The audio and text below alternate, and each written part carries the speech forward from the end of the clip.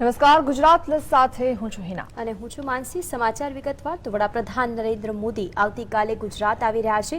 ગાંધીનગરમાં મોદી સીએમ આવાસે રાજ્યના તમામ સાંસદો, ભાજપના ધારાસભ્યો સાથે મુલાકાત કરશે અને સાથે જ પ્રદેશ આગેવાનો સાથે સંગઠનના નેતાઓ સાથે પણ તેઓ ચર્ચા કરશે।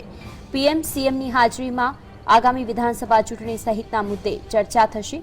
સૂત્રો દ્વારા મળતી માહિતી મુજબ મોદી રાજ્યમાં ચાલતા આંદોલનોને શાંત પાડી કઈ રીતે ભાજપનો પ્રચાર કરવો, સરકારની કામગીરીને લોકો સુધી પહોંચાડવી તે માટે હોમવર્ક આપશે।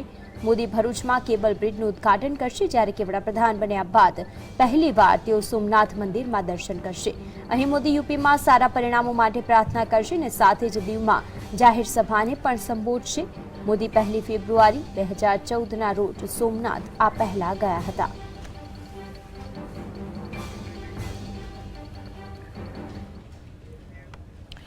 તો વડાપ્રધાન મોદીના ગુજરાત પ્રવાસને લઈને સઘન સુરક્ષાનું આયોજન કરવામાં આવ્યું છે। એરપોર્ટથી લઈ ગાંધીનગર અને રિવરફ્રન્ટ પર જ્યાં જ્યાં પીએમ મોદી જવાના છે ને રોકાણ કરવાના છે ત્યાં ત્યાં સુરક્ષાના ચાપતા બંદોબસ્તનું આયોજન કરવામાં આવ્યું છે।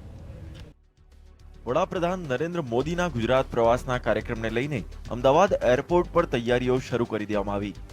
સુરક્ષાની બાબતમાં કોઈ કચાસ ન રહી જાય તે માટે પોલીસ દ્વારા સઘન આયોજન કરવામાં આવ્યું। અમદાવાદ એરપોર્ટ પર 2 દિવસ હાઈ એલર્ટ જાહેર કરવામાં આવ્યું।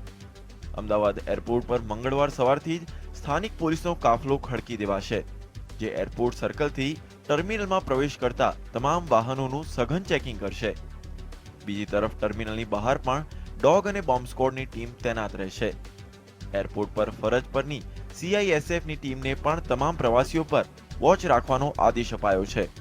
તો પીએમના પ્રવાસને લઈને એરપોર્ટ પરિસર અને નજીકના વિસ્તાર પર સફાઈ અભિયાન પણ આદરી દેવાયું છે।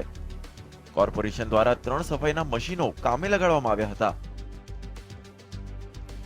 8 માર્ચે વિશ્વ મહિલા દિને ગાંધીનગરમાં આયોજિત કાર્યક્રમમાં દેશની મહિલા સરપંચોને સંબોધિત કરશે।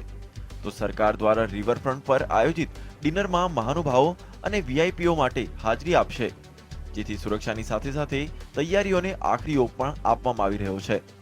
આકર્ષક મંડપ બાંધવાની સાથે એલઈડી લાઇટથી ઝગમગતો સ્ટેજ તૈયાર કરવામાં આવશે। તો ઇવેન્ટ ગ્રાઉન્ડ પર યોજાનારા ડિનરની સાથે વુમન્સ થીમ પર વિવિધ સાંસ્કૃતિક કાર્યક્રમનું પણ આયોજન કરવામાં આવ્યું છે।